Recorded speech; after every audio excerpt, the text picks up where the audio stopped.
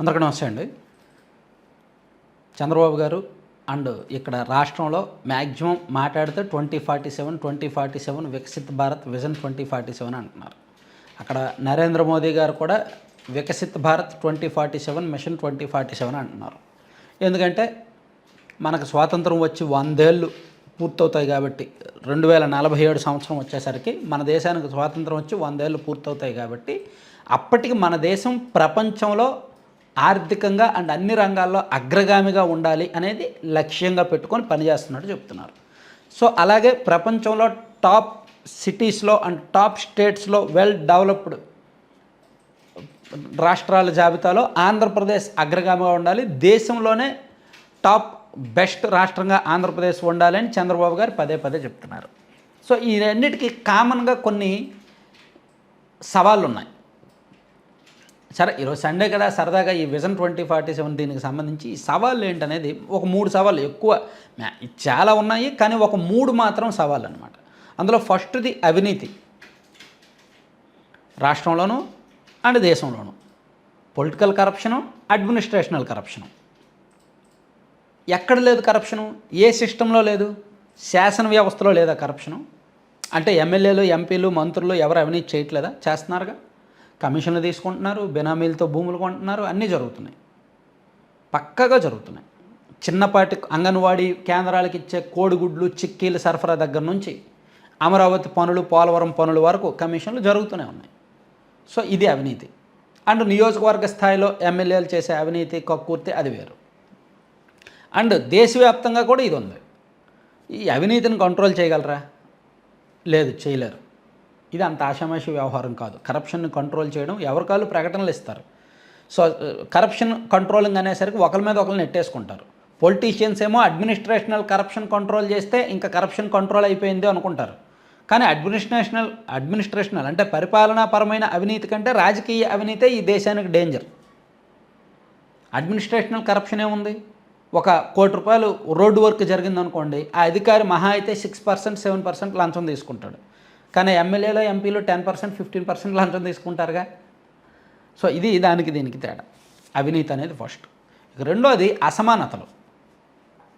అసమానతలు, ఆర్థిక అసమానతలు అండ్ లింగభేదాలు కూడా చెప్పుకోవచ్చు. స్త్రీ పురుష అసమానతలు.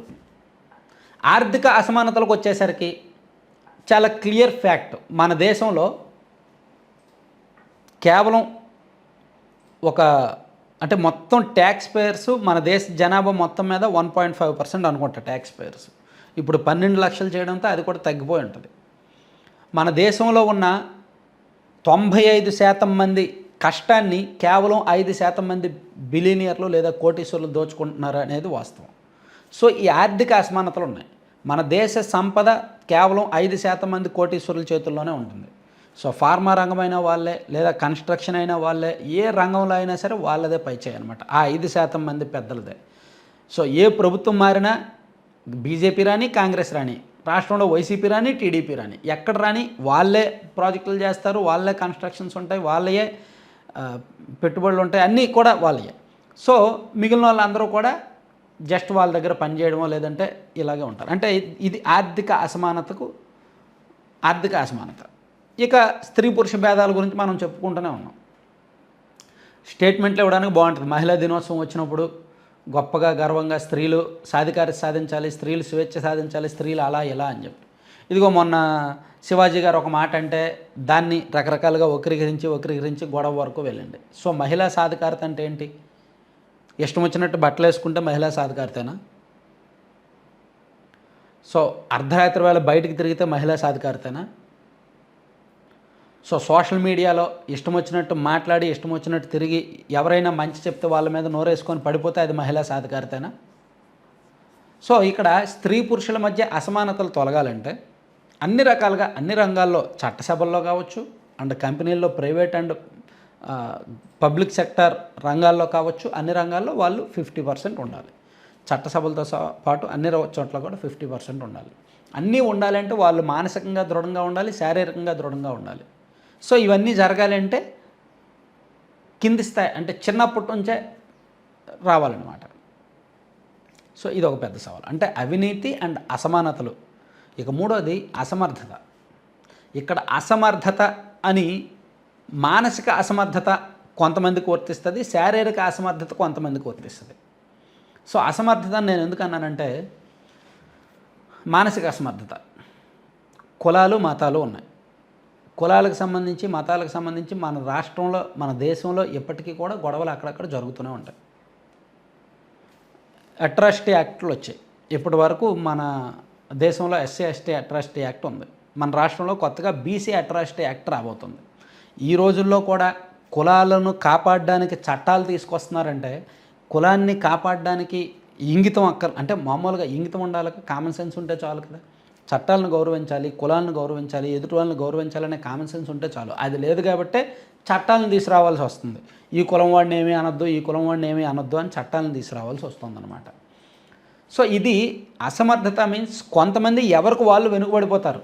అరే మేము చిన్నవాళ్ళం, వాళ్ళ పెద్దవాళ్ళు అని కొంతమందిలో ఉంటుంది. కొంతమందిలో మేమేం చిన్నవాళ్ళం, సో మాకు రాజ్యాంగం మా కోసం ఉంది, లేదా మాకే ఎక్కువ రిజర్వేషన్స్ ఉన్నాయి, మాకే ఉద్యోగాలు వస్తాయని చెప్పి ఓవర్ యారగెన్సీ ఉంటుంది, అహంభావం ఉంటుంది. అంటే ఉంటే బానిసత్వం ఉంటుంది, లేదా అహంకారం ఉంటుంది. దిస్ ఈజ్ కాల్డ్ అంటే అసమర్థత అని దీన్నే అనొచ్చు. ఇంబ్యాలెన్సింగ్ అనమాట. దాని ఏంటంటే మానసిక అసమర్థత, అంటే వాళ్ళు సిచ్యుయేషన్స్ డీల్ చేసుకోలేకపోవడం.